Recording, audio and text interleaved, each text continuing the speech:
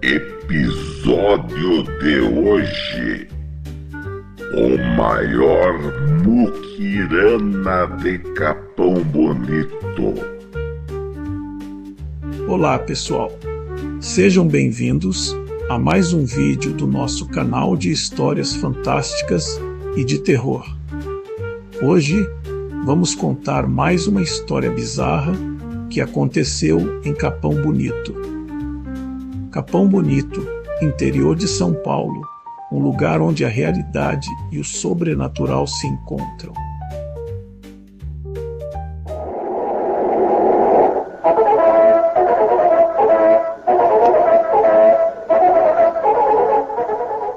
E atenção! Acaba de suicidar-se em seus aposentos do Palácio do Catete o presidente Getúlio Vargas.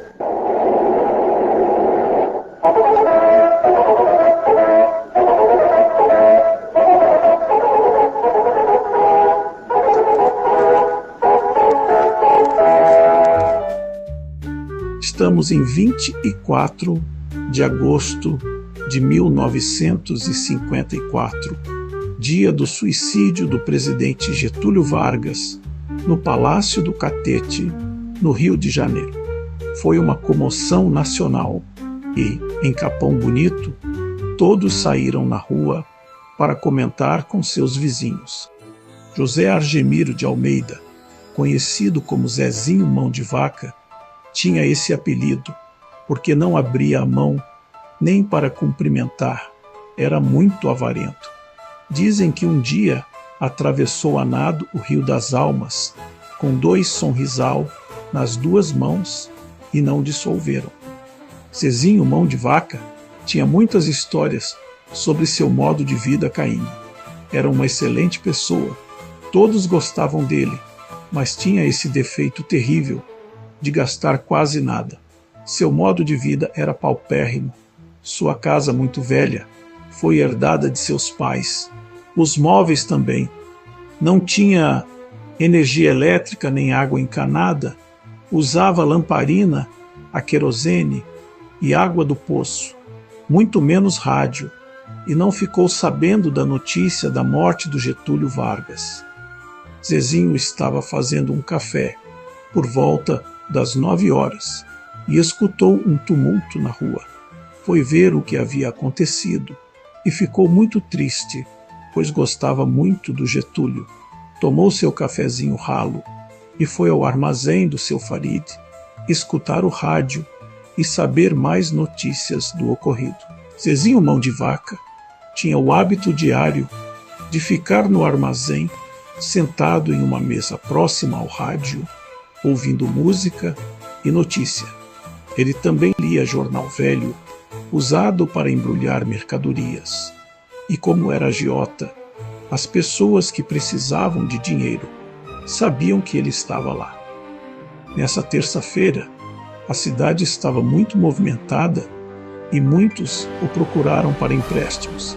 Sempre falava que não tinha dinheiro no momento, mas que iria entrar no mesmo dia e levaria na casa do necessitado do empréstimo. Cobrava juros extorsivos, mas as pessoas sem crédito no banco acabavam caindo nas unhas dele. Fez 6 empréstimos naquele dia.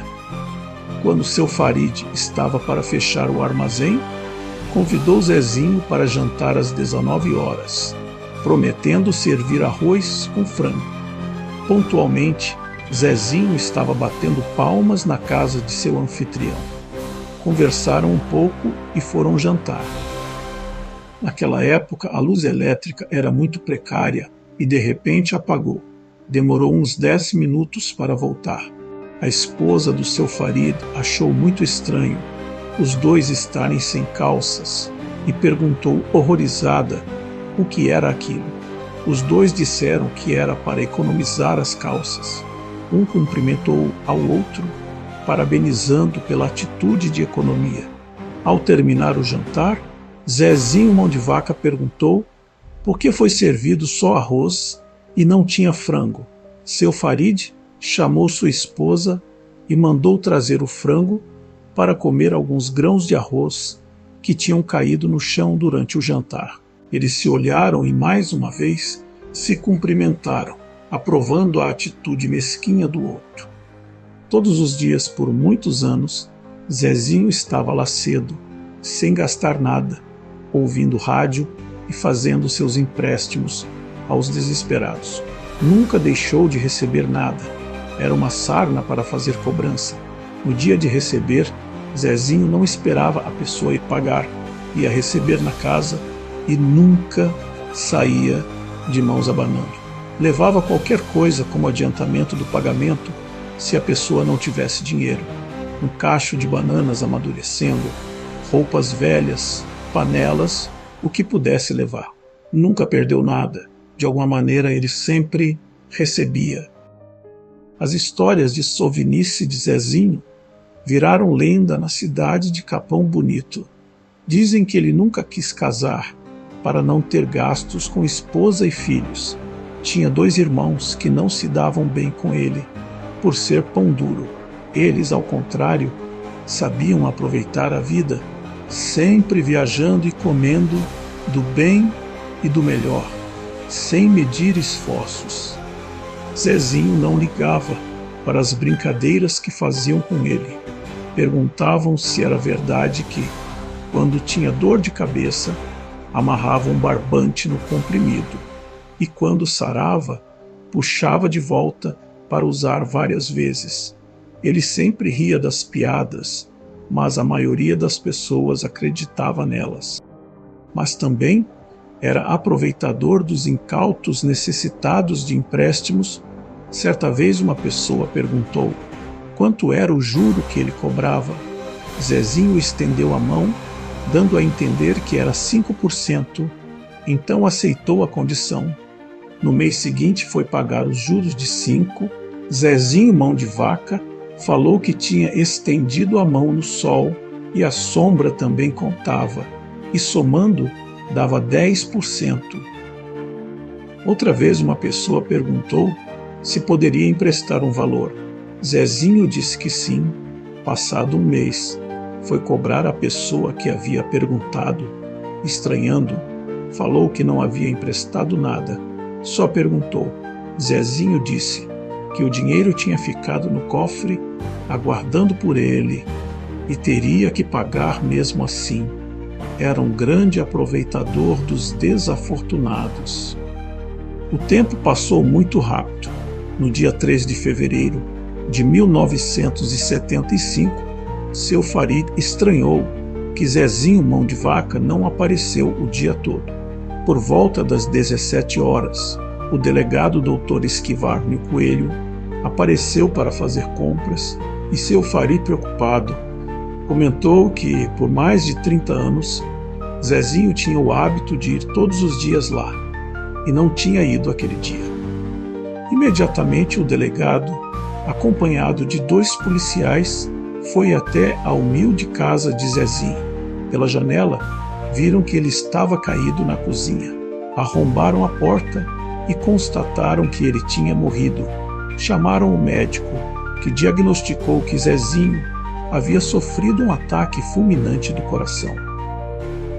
Comunicaram o ocorrido aos irmãos de Zezinho, que não demonstraram nenhuma emoção ao saber da morte do irmão. Disseram que não tinham muito contato com ele, porque não aceitavam seu modo avarento de viver. No dia seguinte, os irmãos combinaram de ir à casa do falecido após o sepultamento. Foi um enterro muito simples, o mais barato possível, como Zezinho gostava. Chegaram por volta das 15 horas, abriram a porta e viram uma cena dantesca. A casa parecia estar parada no tempo desde a década de 1940. Móveis antigos com cupim, paredes e assoalhos deteriorados. A casa toda em estado lastimável. As paredes nunca receberam uma demão de tinta. Horrível em todos os aspectos. Ao entrarem no quarto, ficaram ainda mais tristes. A cama, o cupim havia comido, e o velho colchão de capim todo remendado estava no chão, em cima de umas tábuas velhas, ficaram muito tristes ao ver com seus próprios olhos a situação em que seu irmão vivia. No quarto havia apenas a cama velha e um guarda-roupa em bom estado, diferente de tudo o que havia na casa. Um dos irmãos abriu a porta do guarda-roupa e só havia trapos que Zezinho usava. Cena perturbadora. O outro irmão percebeu que a parte de trás do móvel estava meio aberta e, empurrando, uma porta secreta se abriu e viram algo fantástico. Dentro da porta secreta havia um cômodo com uma mesa com milhares de promissórias de praticamente metade das pessoas da cidade. Um cofre imenso, com a porta entreaberta, continha grande quantidade de dinheiro. Ao lado havia vários baús de madeira, dentro dos quais havia grande quantidade de joias de todos os tipos: colares, pulseiras, anéis, todos de ouro, diamantes e pérolas. Em outro baú de ferro havia muitas barras de ouro e centenas de moedas de ouro. Paralisados ao ver a imensa fortuna que o irmão havia amealhado durante anos e nunca aproveitou, os irmãos sentiram um misto de tristeza e felicidade. A vida de Zezinho se resumia a acumular sem nenhum propósito, apenas para satisfazer sua avareza e ganância de juntar riqueza. Os irmãos choraram de alegria, riram de felicidade ao planejar gastar toda a herança que lhes foi deixada. Um olhou para o outro e praticamente ao mesmo tempo falaram o ditado popular: dinheiro de trouxa é farra de malandro, se referindo ao irmão idiota que fez tanto sacrifício na vida, não aproveitou nada e eles iriam gastar como se não houvesse o amanhã. Nunca mais se teve notícias dos dois irmãos. Dizem que foram morar na Europa e torraram toda a fortuna, morrendo na miséria. E você, o que acha? Essa fortuna trouxe felicidade ou foi um fardo? Essa foi a história do maior muquirana de Capão Bonito.